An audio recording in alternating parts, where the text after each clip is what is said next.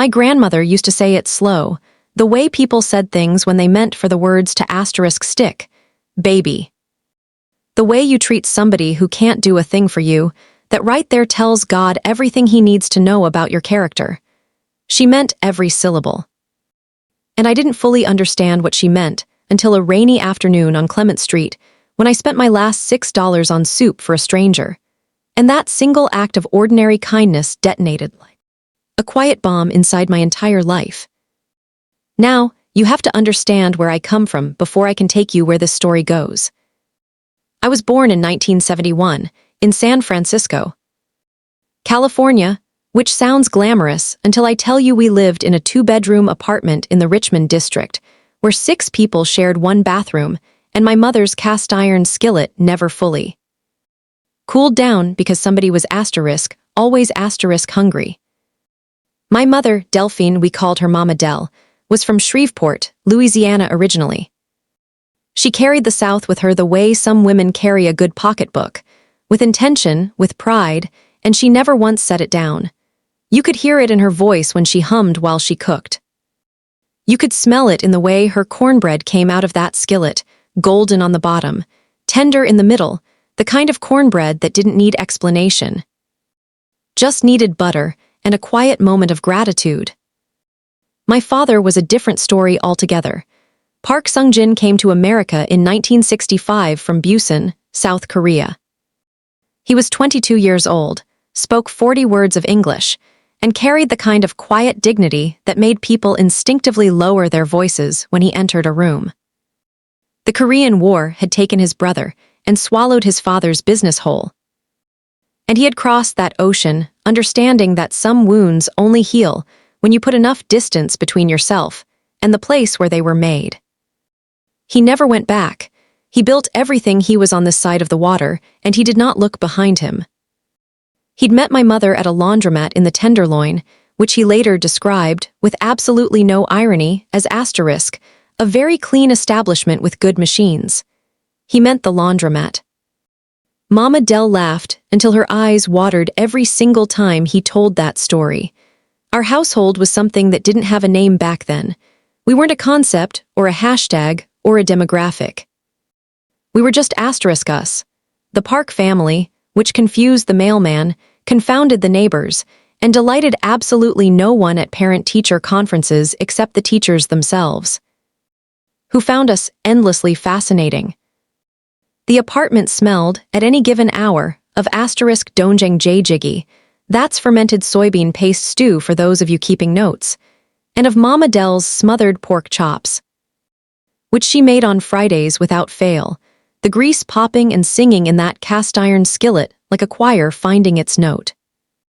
On Sunday mornings, we dressed for church, Mama Del's absolute non-negotiable, and my father would sit in the pew in his starched white shirt, the collar so crisp it could have cut glass, listening to the sermon with the focused attention of a man studying for a critical examination. He didn't always follow every word, but he always understood the feeling.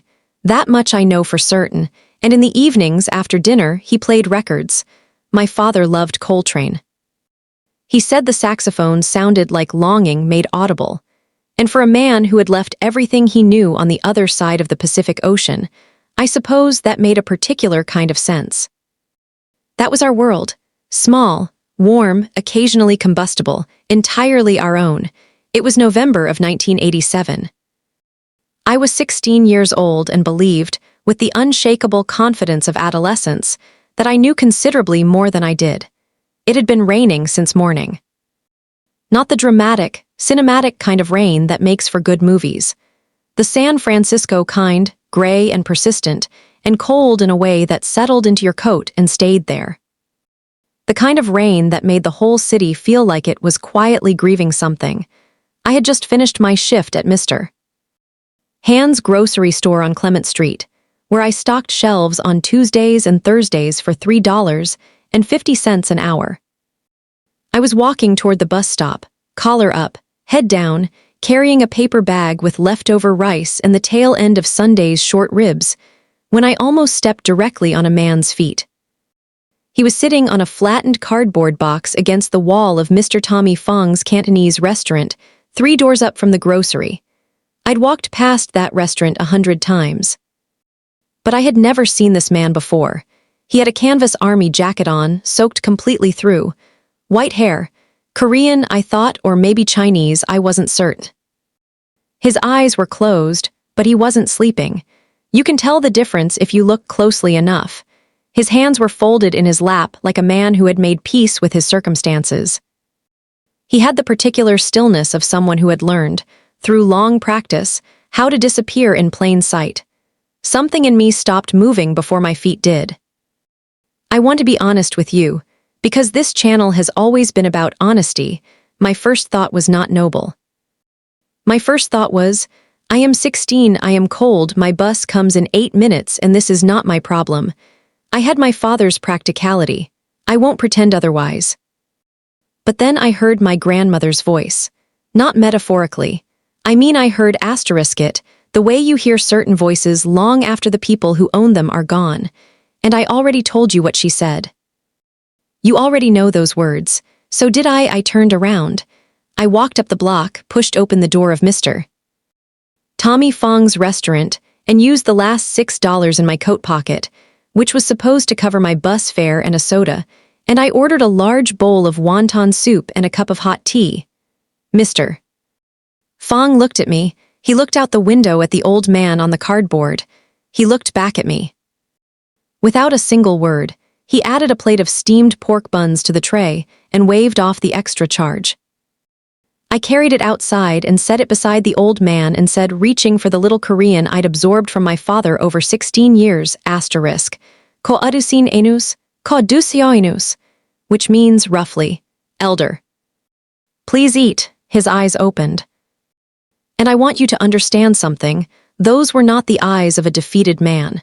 They were sharp and dark, and assessing in a way that made the back of my neck go warm instantly. For just a moment, I felt as though I had spoken in a language I didn't fully understand to someone who knew every single dialect of it. He looked at the food. He looked at me. He said something in Korean I didn't entirely catch. My father would later translate it as, a child with her grandmother's hands, which is the most Korean compliment I have ever received. Because it says everything and explains absolutely nothing. I waited until he began to eat, because Mama Dell had raised me to see a task through to its completion, and then I went and stood in the rain and missed my bus entirely. 3 days later, a black car pulled up in front of our building on 6th Avenue. The kind of black that looks like it absorbs light rather than reflects it. A man in a suit stepped out, young, maybe 30, Korean, with the bearing of someone professionally accustomed to opening doors for people who never opened their own. He rang our bell. He asked for me by my full name, which he pronounced correctly on the first attempt, more than my homeroom teacher had managed in 3 years. He presented me with an envelope. Inside, a letter handwritten in Korean and a cashier's check for $5,000. I thought it was a mistake. I stood in our doorway in my sock feet, holding this letter I could not read, while my father came up behind me, looked over my shoulder, and went very, very quiet. My father never went quiet quickly. He processed everything out loud, in a mixture of Korean and English and occasional Louisiana expressions he'd absorbed from Mama Dell like osmosis. So when silence took him, you paid close attention. He read the letter twice. He asked the man in the suit one question in Korean. The man answered. My father said, in the particular way Koreans say, when something has just explained a great deal. I said, Daddy. What is happening? He looked at me with something I had never seen in his face before, pride and alarm and reverence tangled together, and he said, Jiyoung, that man you fed. His name is Park Do-shik. He is the father of Park Sung-woo. I stared at him. Park Sung-woo, my father said, choosing each word carefully, is a man who controls a great deal of business in this city. Do you understand what I am saying to you? I was 16 years old. I understood exactly what he was saying. Mama Dell came out of the kitchen when she heard voices, wiping her hands on her apron, reading the room before anyone spoke a word. My father had a gift for many things. My mother had asterisk nunchai. That is a Korean concept meaning the subtle, almost instinctive ability to read what is truly happening beneath the surface of a moment, to hear what people need before they have the words for it. It is considered one of the highest social intelligences in Korean culture. It cannot be taught. Either it lives in you or it does not. It lived deeply in Delphine Park. She looked at the man in the suit. She looked at the envelope. She read my father's face like a familiar page. She said, "Sung-jin, what did this child do?" My father explained. The old man. The son, the envelope. Mama Dell listened the way she always listened, completely still, arms folded, one eyebrow doing its own independent editorial work. Then she said, "So my daughter fed a hungry man in the rain, and now a powerful stranger wants to give us money." The man in the suit, to his considerable credit, did not flinch. "My employer," he said in careful, formal English, "wishes to express his gratitude. His father described your daughter as the one with her grandmother's hands. In Mr. Park's family, there is no higher praise." Mama Dell looked at me. She looked at the envelope. She looked at the man in the suit with an expression that could have ironed a shirt at 20 paces. She said, "You tell Mr. Park that my mother raised me right, and I raised my daughter right, and kindness doesn't come with a price tag." She handed the envelope back without another word. Then, and this is the part that tells you everything about who Delphine Park was, she said, "But I will accept a conversation." The envelope was returned that same evening through the man in the suit, and nothing more was said about it. Which in itself was a kind of answer, and both families understood it as one. Now I need to stop here, because I know what some of you are thinking right now. This woman's family built a relationship with a crime figure's father, and nobody had a problem with that. Believe me. Mama Dell had a problem with it. She prayed on it for 2 weeks. I heard her at night, in that particular low voice she used when a conversation was between her and God alone. And when she came out of those 2 weeks, she said to my father, "I am not responsible for what a grown man does with his life. I am responsible for what I do with mine." That old man sat in the rain and he was hungry. I know what hunger looks like. My daughter did right, and I will not let fear turn what was right into something small. That was her answer. She drew her line clearly and she stood on the correct side of it. I have tried to live by that ever since. The meeting took 2 weeks to arrange. My mother pressed her good dress. My father polished his shoes 3 times. We drove to a restaurant in Japantown that I will not name, for reasons that remain, let us say, layered. Park Sung-woo was not what I expected. Perhaps 55, silver at his temples. He wore a charcoal suit, and sat with his hands folded on the table in exactly the same way his father had sat on that cardboard box. And I understood then that certain things are inherited not through choice but through asterisk bone. His father, Park Dushik, sat beside him. Clean now, dry clothes, but recognizably the same man revealed rather than transformed. He wore a traditional Korean asterisk durumagi coat over his suit, which my father later explained was a deliberate declaration of age, of rank, of cultural identity. Any Korean of the right generation would have read it immediately. Park Dushik looked at me across that table and said, through his son who translated, "I wanted to see you again. I wanted to know what kind of family grows a child like this." My mother said, asterisk, the regular kind. The kind that knows hunger is hunger and cold is cold, regardless of who's feeling it. The old man listened to the translation. And then he spoke at length, slowly, measured, and my father's hand tightened on the table. When the words came back in English, they were these: "My son tells me I should not wander as I do. That it is not safe, that it is not dignified, but I was a young man once who had nothing, and I refuse to forget what that feels like. I walked into that rain because I needed to remember. And God sent me a girl with soup." The silence that followed felt like the inside of a church on a Wednesday, no performance in it, just presence. And then Mama Dell did something I have turned over in my mind for nearly 4 decades. She reached across that table, past the tea, past the translation, past every cultural boundary and every sensible reason not to, and she placed her hand over the old man's hand and said, "My grandmother used to say, 'The Lord feeds the sparrows.' Sometimes he uses people." Park Dushik did not speak English, but he understood that. I watched it move across his face like morning light crossing water, slow, inevitable, illuminating. He nodded once, deeply, in the way older Korean men nod when something true has been said that requires no addition whatsoever. My father was crying, very quietly.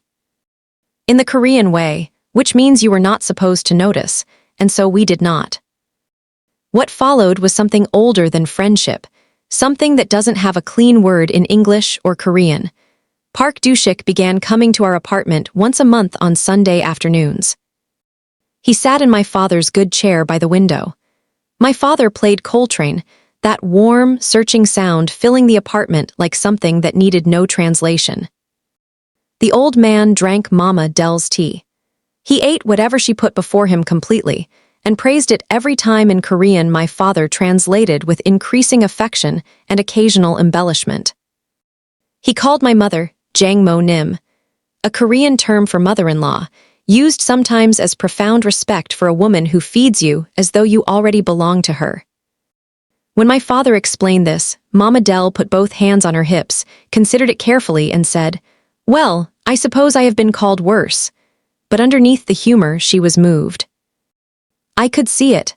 Now the friction, because I promised you the full picture, and the full picture has friction in it. My father was a deeply traditional Korean man. He believed in hierarchy. He believed in obligation. He believed a debt left unresolved was like a stone in your shoe. It wore on you whether you acknowledged it or not. The refused money troubled him. He raised it in sideways conversations, the way Korean fathers address things that genuinely disturb them, not directly, but from an angle, careful as a man approaching something that might startle. He said, "In Korea, when a family of standing offers a gift, refusing it carries its own message." Mama Dell said, "Sungjin." "We are in San Francisco," he said. "Respect does not change with the time zone." She said, "No. But the understanding of what respect looks like, that changes with the people in the room." I went to my father privately. I said, "Daddy, what would feel like respect to you, not to Mr. Park?" "To you." He was washing dishes. He always washed dishes when he was thinking. Warm water helped him, he said. He was quiet a long time. Then, "I would like to offer something in return. Something that is ours alone to give." We brought the idea to Mama Dell. She listened. She thought. And then she said what she always said, when she'd already seen 3 steps ahead of everyone else in the room. "There is one thing we have that money cannot purchase." She spent 2 weeks learning, with my father guiding her at the stove every evening, how to make *miyeokguk, Korean seaweed soup. The kind prepared for birthdays, for new mothers, for the honoring of life's continuation. She practiced until she had it right, which required 6 attempts and 1 incident involving a catastrophic excess of sesame oil that we have agreed, as a family, never to revisit. The following Sunday, she sat down at the table with Park Dushik and made the soup before him, step by deliberate step. My father translated each instruction. The old man watched with an expression I can only describe as a man being handed back something he had believed was permanently lost. When she set the bowl before him, she said, "My daughter fed you with her grandmother's hands. I feed you with mine. We may not look like the family you know. But this is how our family says, you are welcome here, you belong somewhere." Park Dushik did not speak for a long time. Then he said quietly to my father, "Your wife understands nunchai." My father looked at Mama Dell, and in his face was the expression of a man seeing someone clearly for both the first and the 10,000th time simultaneously. He said simply, "Yes, she does." Park Dushik passed in 2001, 91 years old. My father stood at his memorial, in his best charcoal suit, the one reserved for the moments requiring a man's full presence, and he held Mama Dell's hand, and he did not cry in the Korean way. Which is to say, he cried. Park Sung-woo held my father's hand at the reception, both of his hands around my father's one, the Korean gesture of deep, unambiguous respect. He said, "My father spoke of your family until the very end. He said your home was the only place in this city where he could hear his own country without having to travel there." Mama Dell pressed her lips together, touched her chest, and nodded once. I stood there, 30 years old, with my own life already accumulating its own stories, and I felt the full weight of what had happened on that rainy November afternoon in 1987. How one moment. One decision. One bowl of soup carried out into the rain by a cold, tired 16-year-old girl had moved forward through time and become something none of us could have designed or predicted or earned through any other means. That is not magic. That is not coincidence. That is what happens when you choose, in one plain, unremarkable moment, to see a person.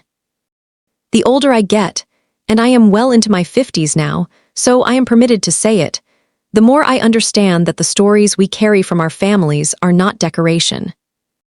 They are not nostalgia dressed up in good clothes. They are asterisk instruction. My grandmother said, "The way you treat somebody who can't do a thing for you tells God everything." Mama Dell showed me that refusing the easy transaction in favor of the genuine human exchange is not weakness or naivety. It is a kind of wisdom, so deep it looks simple from the outside. My father taught me that honoring your roots doesn't mean building walls around them. It means being rooted firmly enough that you can reach toward another person without losing your footing. And Park Doo-shik, an old man on wet cardboard, the father of a man whose name made rooms go quiet, he taught me that dignity lives inside a person regardless of their circumstances. That reducing any human being to their worst moment or their lowest afternoon is always, without exception, a profound mistake. People ask me sometimes what it means to be Afro-Korean. They ask it like there's a complicated mathematical answer somewhere.